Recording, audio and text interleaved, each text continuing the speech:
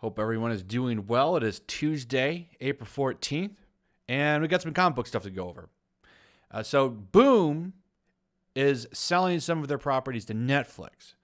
And I thought, well, this is a great idea for a video. So I want to go over that.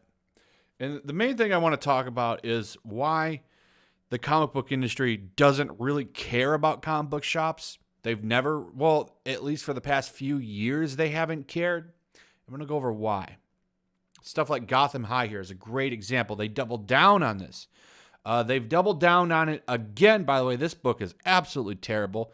I did a kind of review of it over the weekend with a few other YouTubers on my daily or my weekly Saturday streams, which are always fun. Make sure you're there. It's always around 9:30 EST. So what's going on here? Well, Gotham High, they're doubling down on that. Let me show you something. Here's an article that just came out. It says DC Comics' new team, the new hot team, the new Suicide Squad lineup. Nothing like the characters in the movie or the previous team. This is a whole new batch of characters. And the big time hit that's going to really drive sales for this book, well, they have an Indigenous Australian woman.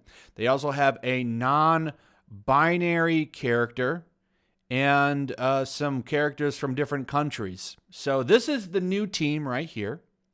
Really big team, awesome team. I'm sure it's going to really just blaze up the charts. And, well, we can actually check that in real time. So let's go to December 2019.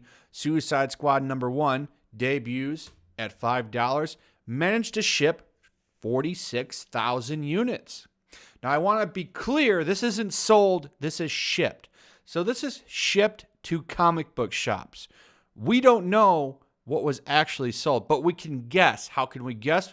Well, we can guess by how many units were ordered for #2.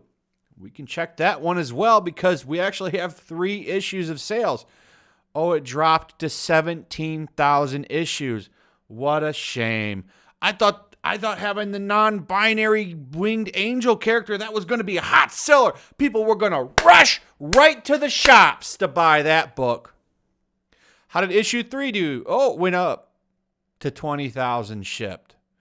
Theoretically, at 20 to 17,000 shipped, half of these are probably rotting on comic book shelves right now, not selling. So this is kind of the trend. Something comes out, it's got, a reboot, because this isn't the real Suicide Squad #1. This is like a reboot. So this is what they'll do. This is how they do this, and I've explained this before. They'll have a run, sales will start to get low, and then they reboot the book. That'll go from, it was probably issue 30, 40 before. They cut the sales off. Then they reboot it with a new team usually. And then boom, look at that number. Went back up to 46,000. Now they've got this new garbage team on there, this checkbox team, and it goes down to 17. And it goes down to 20. Now, here's the thing. A lot of people read this first issue probably, didn't like it. Or a lot of people, they ordered a decent amount and thought people would buy it. People didn't buy it. So comic book shops adjust their number and it goes down to 17,000. So they don't order as much. This means that there was really low interest in this book. And that's because it's a trash team that nobody recognizes. Where's Harley Quinn? Where's Deadshot? Where are the characters that typically make up this team? They're not there. Instead, we get a bunch of weirdo characters that nobody cares about. Nobody cares about they, them, Suicide Squad. Nobody cares. But they don't care that these books don't sell. They don't care about that. It's not on the agenda to actually make money, which hurts the comic book shop because the comic book shop does need to make money to stay open. Okay? We're not at state-run comic books yet. Okay? It still depends on capitalism. But the actual comic book, the people that own these studios, or the people that own these companies, like how Warner Brothers owns DC, they don't care that these books don't sell. It's a boutique thing, just like with Disney and Marvel. They don't care that the actual books don't sell. They don't really make that much money off of the books. What they care about is being able to take this finished project, which is basically storyboarded and ready to go, for a TV show. This is what happens. It happened here. This is Vagrant Queen. This is a new show that's on Sci-Fi Channel right now. Not doing very well. As you can see, the popularity there is plunging. It's not doing very well. But this is a comic book. This is a comic book. In fact, it was a poorly sold comic book. The numbers were a joke. But this was able, so somebody that works for Sci-Fi was able to find this book, pick it up, and say, hey, look, this is storyboarded. We know how it looks. Let's go ahead and pitch a show. We can maybe make it better. You know, we can make some improvements here or there, and we can make a good show out of this. Now, I haven't seen it, so I don't know. But I do know that the creator of the book has said some pretty nasty stuff like this from time to time. She was known for this. This is the big famous quote. So, F you, F cis a-holes, F your BS, get ready for a B-ball bat to the teeth. This was a pretty hot quote that she did a long time ago. None of her books sell very well, but one of them did get picked up for a TV show. This is the dream. It's not to sell comics. It's to sell a property to a studio. That's where they make their money. Valiant Entertainment, Bloodshot, right? Bloodshot. You just saw that movie, stars Vin Diesel. That got made into a movie. One of the reasons that Valiant is still around, Valiant, I just did videos on, and a few other people, Heather Antos, their editor, has been on Twitter saying, oh, Americans are the worst fans. Doubling down, trashing fans over and over again. They do this because, well, your money doesn't even really matter to them. Valiant Entertainment announces 9-figure funding for a movie division. Now, this is back March 8th, 2015. That's how Bloodshot got made into a movie, because they have 9-figure funding for a movie division. So this is why they've never really cared about comic book shops. This is why they don't care if they close. This is why you see CB Cebulski talking about, saving his favorite sandwich shops in New York over comic book shops. And it took pressure to get him to try to start talking about saving comic book shops. It took pressure to get that to happen. Before then, he was fine about his favorite Subways, he's like, oh, don't want those to go out of business. They don't care about comic book shops. This is another example right here. Netflix inks first look deal with Mouse Guard comic book publisher Boom Studios. So this is another thing. Boom Studios is a smaller publisher, right? But people are still buying up their properties. It's because comic book TV shows and movies are hot. They make a lot of money.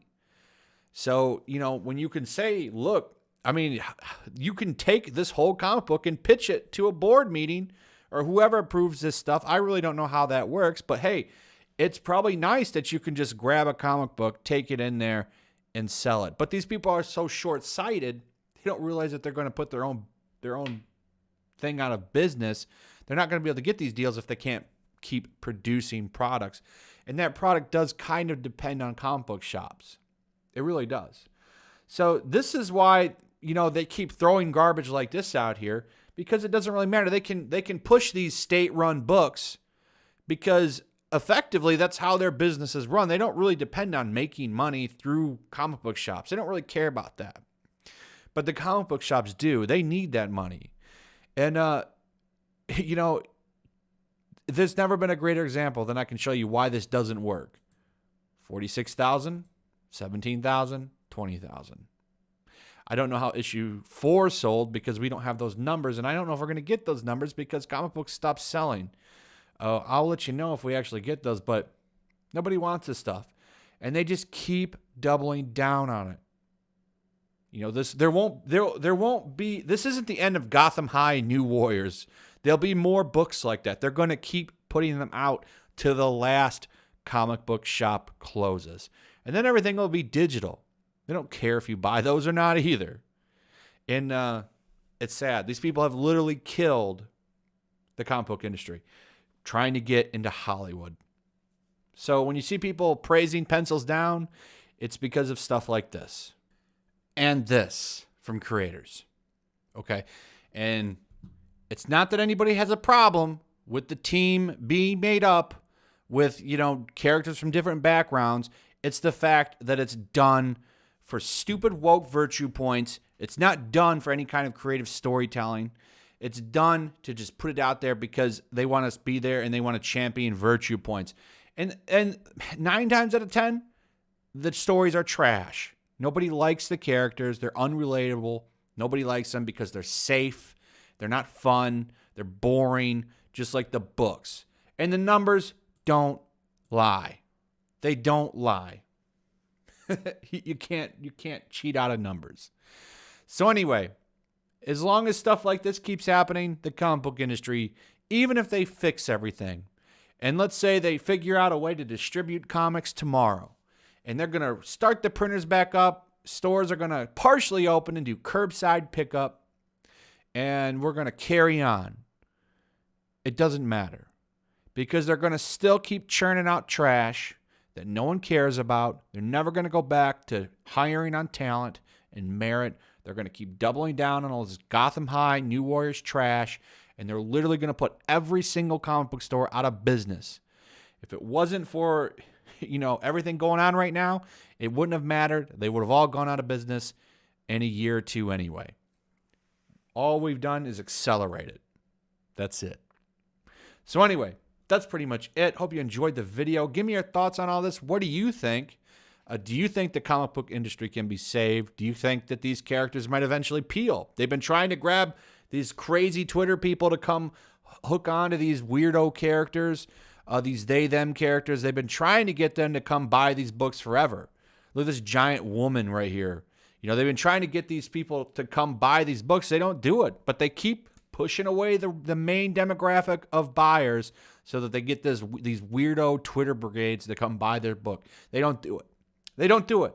And like I said, the numbers don't lie. So anyway, give me your thoughts. Throw a like up if you would. Share the video. That would be cool. Also, make sure you're still subscribed. Subscribe if you're new. Hit that notification bell. And I'll see you guys on the next one. Peace. Also, if you want to help support the channel, check out my Teespring store. There's a link in the description. You can find some merchandise in there that you might want to check out. Also, take a moment. Make sure you're still subscribed to the channel. There's something going on right now, and they've been unsubscribing people. So just take a second and double check on that and subscribe if you're new.